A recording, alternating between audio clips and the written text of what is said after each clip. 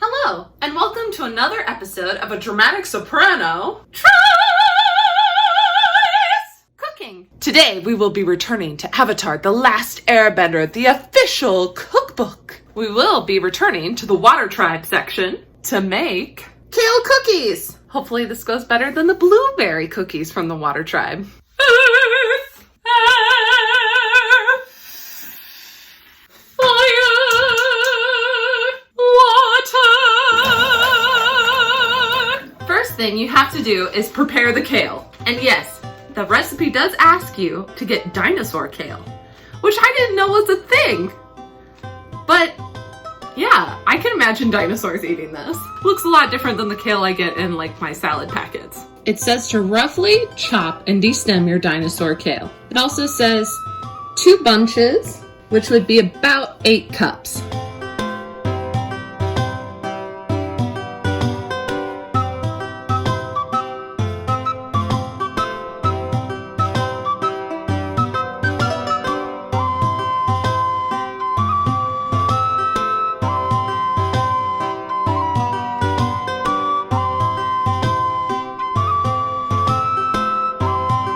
Now you're gonna saute your dinosaur kale in lard or another neutral oil. I think I'm gonna use a neutral oil because if you saw the blueberry cookie episode, which I'll put right here, you know working with this did not work out well for me, so I'm gonna use some butter instead.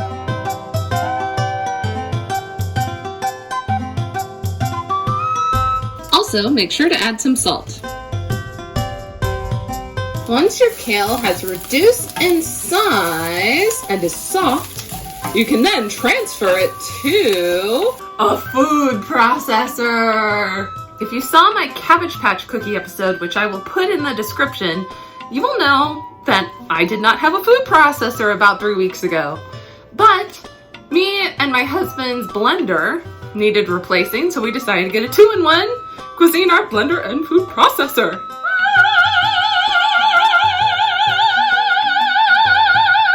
You are actually going to witness my first use of my first food processor ever.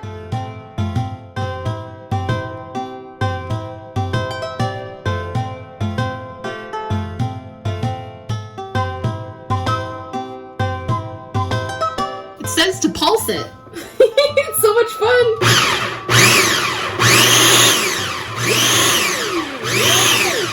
That's what I call a sound of a dinosaur. With the dinosaur kale. Look at that beautifulness. Ah! This is amazing. Is this what it feels like to be an adult? Now you are ready to make the cookie dough. This is what you'll need. A 1/2 cup of margarine. Margarine, not butter. I can't believe it's not butter. Yes, I can. Brown sugar. Yeah, I know it's a mess in there. Ignore it. And some regular sugar too. Yeah, sugar. More salt, 1 egg, baking powder, flour, cornstarch, fresh ground pepper, and some mini chocolate chips. Thank God, something I recognize from a cookie recipe. First thing you're gonna do is whisk your 1/2 cup of margarine.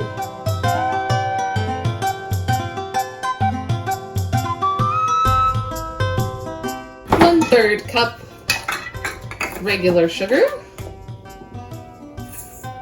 And 2/3 cup brown sugar.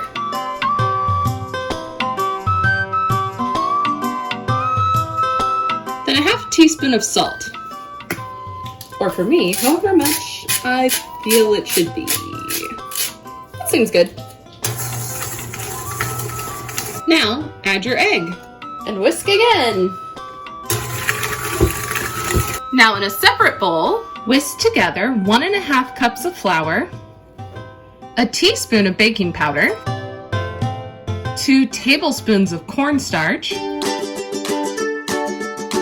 a 1/4 teaspoon of ground black pepper. That's gotta be fresh. Yeah, a little more than that. And whisk.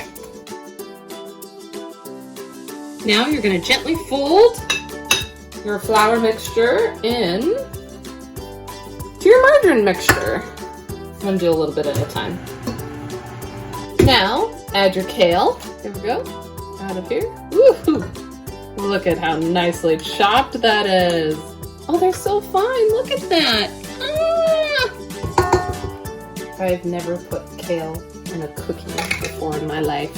Let me know if you have in the comments. I suppose it's an interesting way to trick people into eating their vegetables. Now you can add a half of a cup or a fourth of a cup of your mini semi-sweet chocolate chips. I'm going to do a half a cup because I like chocolate and I'm not a monster. Whoops. And then you're going to fold again.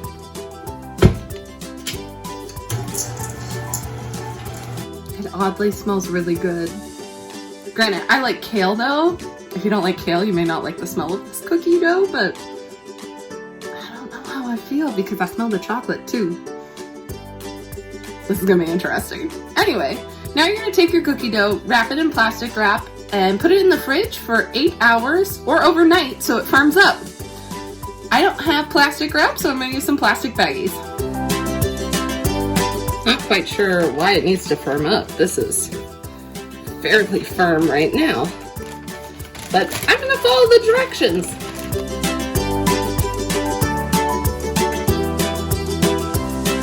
Now put it in the fridge. See ya in 8 hours. 6.5 hours later, because I'm not a patient person, and this feels firm enough. Also, I'm old. I don't want to be up that late. And I don't have time tomorrow, so here we go. Bringing your oven to 350. Now it says you're supposed to use a scoop or a large spoon, form 12 round hockey pucks of cookie dough, 2 inches in diameter, and place them on a cookie sheet. Make sure you have 2 inches of space on either side so the cookie can expand in the oven. Odd thing though, it says bake until cookies have set and turned light golden brown at the bottom. Let cool for 2 minutes before serving. There is no time for the cookies. I'm gonna try at 10 minutes and see how that goes. Why is there no time?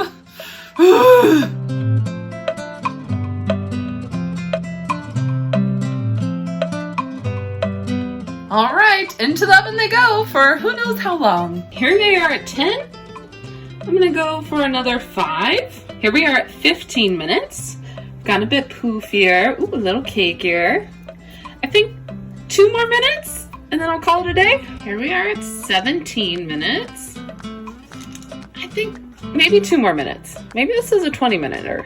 So I'm gonna go 3 more minutes. Here they are at 20. The directions say they should be golden brown. We're starting to get a crust to them. They're a bit cakey. They definitely expanded. I'm gonna try maybe just 5 more minutes. So maybe these are 25-minute cookies? Why is there not a time for these cookies? Why? Okay, we got a little bit of the golden brown on this dude here, but not on everyone. So I guess this is a 30-minute cookie. I kind of picked one up just to see. The bottom is brown on one, so I think maybe just 2 more minutes. So that would make it a 32-minute cookie. Oh my gosh, I just realized I haven't read you the little geeky description for the recipe. So here we go. During Team Avatar's travels during the war, I came up with a clever way to replicate the look of traditional water tribes' seaweed cookies using ingredients from the Earth Kingdom. I wasn't sure they would even taste good together, but kale and chocolate proved to be a crowd pleaser with the gang. Katara! All right, let's give it a shot and see. All right, let's give these cookies a try. Makes me curious what a seaweed cookie would taste like. We'll go for this guy.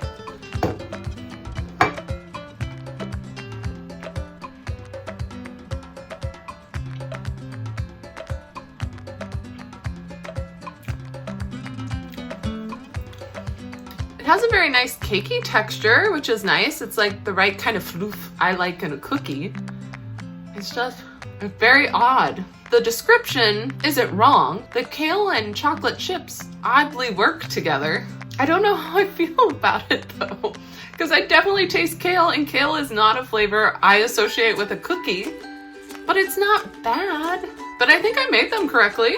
Like, look at that. Look how cakey that is. It's pretty.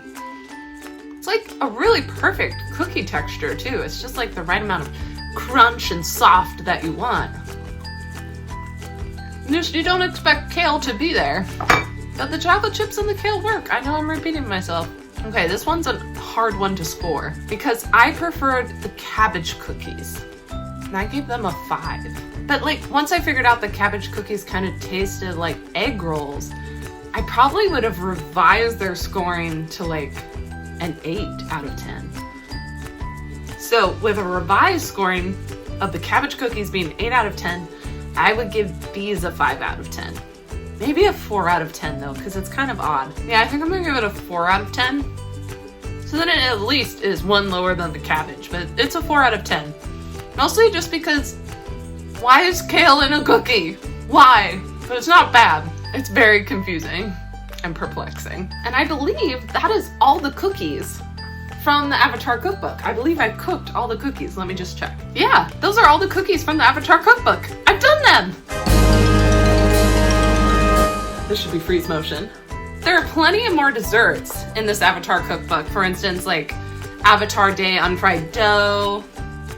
There's also fruit pies. There's Aang's favorite egg tart. So there's plenty of more sweets. If you want to see more sweets from the Avatar Cookbook, let me know. But there are also some, as you can see from the cover, some really good savory like meals in here that I should definitely try soon. Also, there's a whole bunch of tea. As I've said before, Iroh's Tea Shop has a whole section. So if you go back to my cabbage video, which I'll put in the description, cabbage cookie video, there will be a pause screen where you can pause the video and go, ooh, there's all the recipes. And then leave me a comment with a request if you want to see a particular one from here. Or if you want to see another cookbook, let me know in the comments. All right, thanks for stopping by, and I'll see you next time.